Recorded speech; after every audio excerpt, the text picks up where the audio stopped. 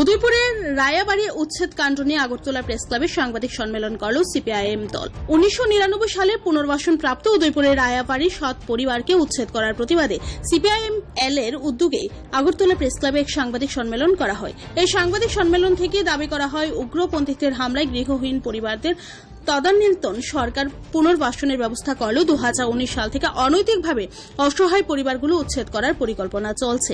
এ বিষয়ে সিপিআইএম এর তরফ থেকে রাজ্যের মুখ্যমন্ত্রী হস্তক্ষেপ দাবি করা হয়েছে। এই সাংবাদিক সম্মেলনে সিপিআইএম লিবারেশন দলের রাজ্য সম্পাদক পার্থ কর্মকার সহ অন্যান্যরা অবিলম্বে সরকার এ ব্যাপারে ইতিবাচক ভূমিকা গ্রহণ না করলে আগামী দিনে বৃহত্তর আন্দোলনের হুমকি প্রদান করেন। আমাদের যাদেরকে উচ্ছেদ করা হয়েছে, আমরা 1991 সাল থেকে আমরা জানি, আমরা যে প্লটে আছি তার দাগ নাম্বার হচ্ছে 3030, কিন্তু আমাদের 2019 সাল পর্যন্ত আমরা এই দাগ নাম্বার এবার জানি না যে 3030, কিন্তু রাতারাতি 2019 সালের সেপ্টেম্বর মাসের পরে কিভাবে 3094 বলে জনজাতিদেরকে আমাদের জায়গাটা পাট্টা দিয়ে দেওয়া হয়েছে এবং উচ্ছেদের প্রক্রিয়া দিনের পর দিন প্রশাসনের তরফ থেকে চালানো হয়েছিল। আমরা এই ব্যাপারটা আপনাদের সামনে তুলে ধরতে চাই এবং এই 3030 এবং 3094 দাগ নম্বরে যে হাল হাকিকত কি, এটা যেন সরকার এবং বন দপ্তর এটা পরিষ্কার করে এবং আমাদের যাদেরকে উচ্ছেদ করা হয়েছে তাদের সাথে যেন ন্যায় বিচার করা হয়, তার জন্য আমি আপনাদের সামনে সরকারের কাছে এবং দেশের জনগণের কাছে আকুল আবেদন রাখছি।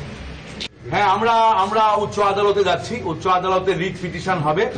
হ্যাঁ, এই রায় কমিশনকে ধরেই, হ্যাঁ, রায় কমিশনের এই যে সুপারিশ এবং যে নির্যাস, যে একবার সন্ত্রাসবাদীরা উচ্ছেদ করেছে, আবার এবার রাষ্ট্রশক্তি উচ্ছেদ করেছে একই পরিবারগুলোকে। হ্যাঁ, সেটা এখন ধাপে ধাপে উচ্ছেদ করবে। বন দপ্তর বলেছে 7 পরিবারকে করেছি, এরপরে আরো 10 পরিবারকে করব, তারপরে আরো 10 পরিবারকে করব, যাতে একসাথে মানুষ ঐক্যবদ্ধ হতে না পারে।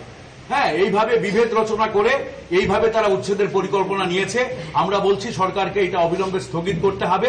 এই যে অন্যায়, এই যে এক দাগ নম্বরে মানুষ আছে, আরেক দাগ নম্বরে অর্ডার করে তাদেরকে উচ্ছেদ করে দেওয়া, এই অবৈধ এবং অন্যায়কে হ্যাঁ অবিলম্বে বন্ধ করতে হবে। হ্যাঁ, এবং সরকারকে তদন্ত করে এটা পরিষ্কার করতে হবে জনগণের কাছে যে কে অন্যায় করেছে। হ্যাঁ, এবং সরকারকে সেই দৃষ্টিভঙ্গি নিয়ে কাজ করতে হবে, সেই দাবিতে সোচ্চার হয়েছি। এবং আমরা এই কারণেই আমরা বলছি যে সরকার আমাদের কথা শুনছে না, সেই কারণে আমরা উচ্চ আদালতে যাব। উচ্চ আদালতে আমরা ন্যায় বিচার চাইব।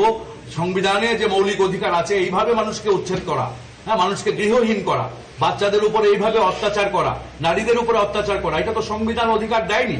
তাহলে সংবিধানের বাইরে গিয়ে সরকার যেভাবে আজকে উচ্ছেদ করছে, হ্যাঁ, আমরা সংবিধান অনুসারে আমাদের মৌলিক অধিকার আমরা দাবি করব উচ্চ আদালতে। এই দাবিতে আমরা উচ্চ আদালতে যাচ্ছি। কতটা পরিবার রয়েছে এখানে? এখন 7টা পরিবার উচ্ছেদ হয়েছে।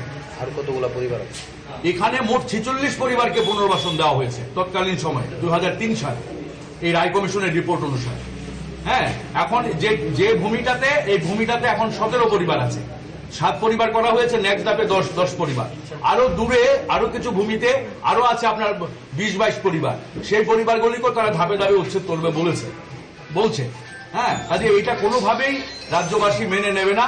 হ্যাঁ, তার বিরুদ্ধে প্রতিবাদে যাতে সারা রাজ্যের মানুষ সোচ্চার হয়, সেটাই আমরা আপনাদের মাধ্যমে মানুষের কাছে রাখছি। Bureau report, Tripura news.